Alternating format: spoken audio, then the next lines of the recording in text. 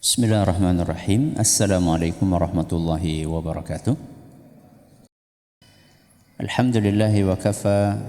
Wassalatu wassalamu ala rasulihil mustafa wa ala alihi wa sahbihi wa man iktafa amma ba'd.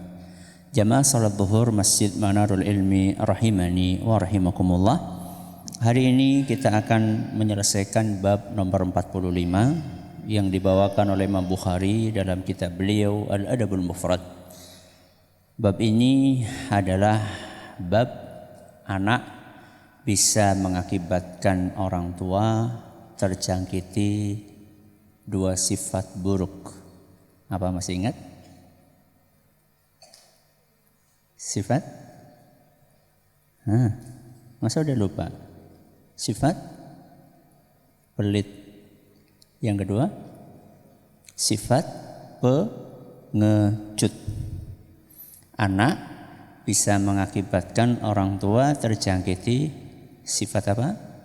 Pelit dan sifat pengecut. Dan saat itu kita telah sampaikan bagaimana supaya potensi itu tidak muncul? Dengan mendalami ilmu agama dan mengamalkannya. Semakin banyak kita belajar ilmu agama dan mengamalkannya, maka kita akan semakin terhindar dari sifat dua tersebut. Yang pertama, pelit. Yang kedua, sifat pengecut. Hari ini kita akan membahas athar nomor 85.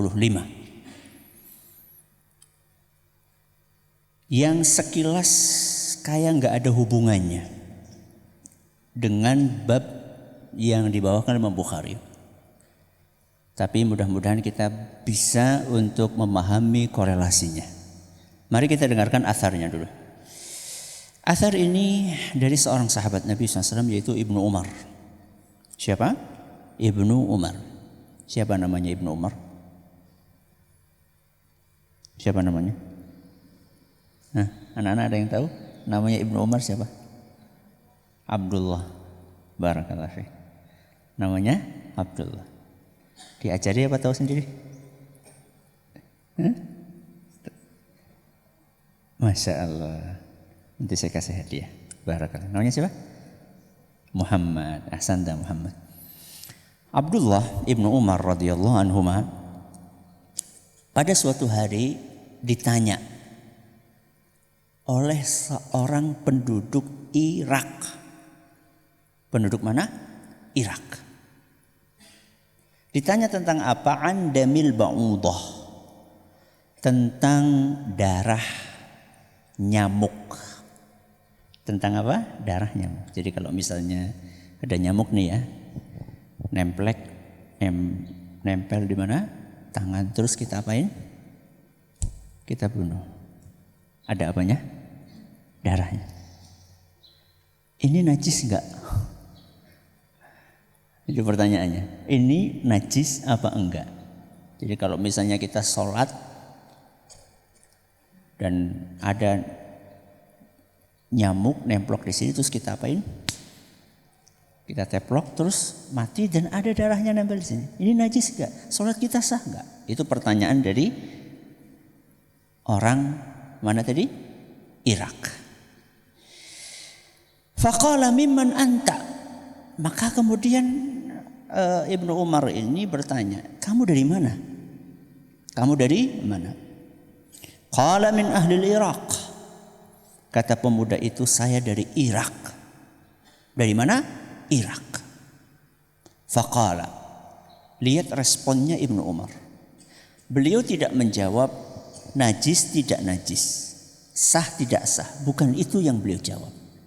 Begitu tahu yang tanya adalah dari mana tadi? Irak. Maka Ibnu Umar berkata, unzuru ila hadza. Coba perhatikan orang ini. Perhatikan orang ini. Yas'aluni an damil ba'udah. Dia bertanya kepadaku tentang hukum darah nyamuk. Darah apa? Nyamuk. Waqad qatalu ibnan Nabi SAW. Padahal mereka sudah membunuh cucu Rasulullah SAW. Berarti darah manusia. Dan bukan sembarang manusia. Manusia itu adalah cucu Rasul SAW. Al-Husain terbunuh di mana? Di Irak. Kalau mau tanya, mbok tanya yang lebih apa? Darah manusia atau darah nyamuk? Harusnya kalau tanya hukum darah manusia atau hukum darah nyamuk? Manusia. Mereka sibuk nanya tentang darah nyamuk, tapi lupa darah cucu Nabi SAW yang mereka tumpahkan di mana? Di Irak. Ya. Setelah itu, kemudian beliau berkata, Sami'tun Nabiyya sallallahu alaihi wasallam. Aku, kata Ibnu Umar, pernah mendengar Rasulullah SAW bersabda, Huma raihanayya minad dunya. Huma, dua anak tersebut. Siapa maksudnya? Al-Hasan dan Al-Husain adalah wewangianku di dunia. Wewangian. Apa? Wewangian. Apa maksudnya? Kita lewati pembahasan tentang nyamuk. Sekarang kita bahas tentang wewangian. Barangkali dari sini Imam Bukhari membawakan hadis ini. Wewangian itu adalah sesuatu yang harum. Kalau sesuatu yang harum itu senang di apa? Dicium, ya, dipeluk. Dan itulah yang dilakukan oleh Nabi SAW kepada cucunya Hasan dan Husain. Banyak kisah-kisah yang menyebutkan Rasulullah SAW menggendong Hasan, membopong Hasan, memeluk Hasan dan Husain. Bahkan kalau beberapa hari nggak ketemu sama Hasan dan Husain, Rasulullah SAW datang kemana? Rumahnya Fatimah. Assalamualaikum. Ya, kadang-kadang nggak langsung keluar Hasan dan Husain, mungkin karena perlu disiapkan dulu sama ibunya. Ya, mungkin pakaiin baju, mungkin dikasih wewangian supaya nyaman. Rasulullah SAW ditunggu sama Nabi SAW sampai ketemu dengan cucunya, dipeluk, diajak main. Jadi kira-kira begini,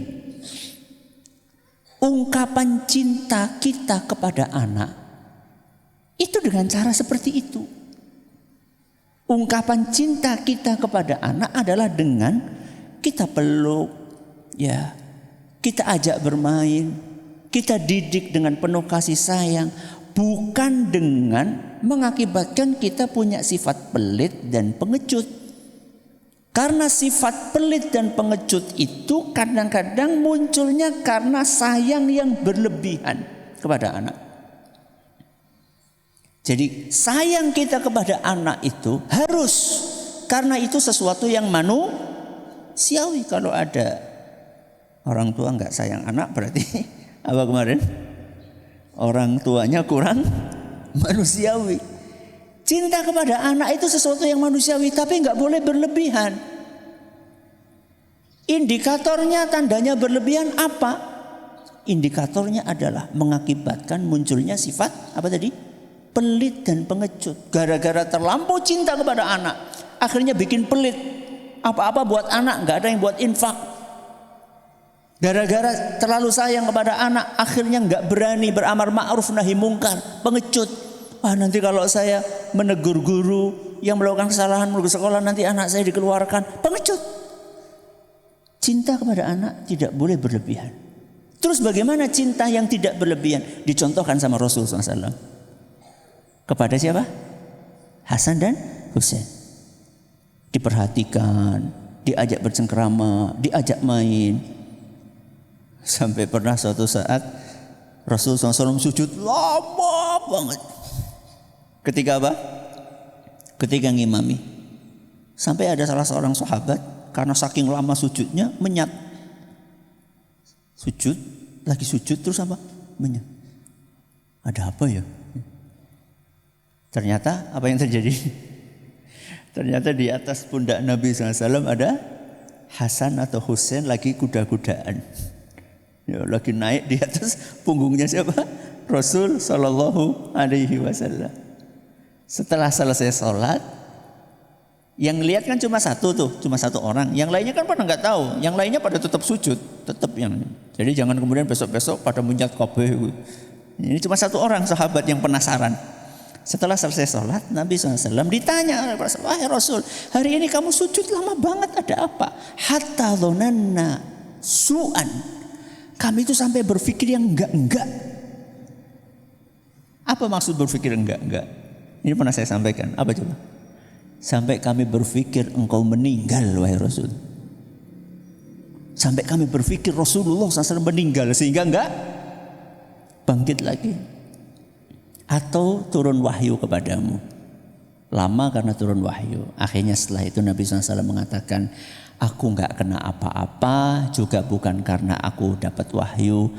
Walakin nabni, akan tetapi anakku, cucuku naik di pundakku, dan aku tidak pengen mengganggu kesenangannya sampai dia puas. Allahu Akbar. Coba sekarang jenengan digitukan sama anak jenengan, priwe menyat bae ben gigal ngrasakaken lagi salat diganggu. Kita itu soleh, lebih soleh siapa, kita atau Rasul SAW? Rasul lebih soleh dibandingkan kita. Tapi beliau menghargai anaknya yang sedang main, padahal beliau lagi sholat. Bukan sholat sendirian, padahal lagi apa? Gimana? Ya entah kalau suatu saat Bilal yang naik ke punggung saya tahan apa enggak tahu. Ya. Tapi itulah yang dicontohkan Nabi SAW. Jadi kasih sayang kepada anak itu harus, tapi tidak boleh berlebihan. Salah satu indikator berlebihan adalah membuat sifat apa tadi? Pelit dan pengecut. Mudah-mudahan kita terjaga dari sifat buruk tersebut dan sifat-sifat buruk yang lainnya. Kita akhiri dengan doa kafaratul majelis. Subhanakallahumma wa bihamdika asyhadu an la ilaha illa anta astaghfiruka wa atubu ilaik. Assalamualaikum warahmatullahi wabarakatuh.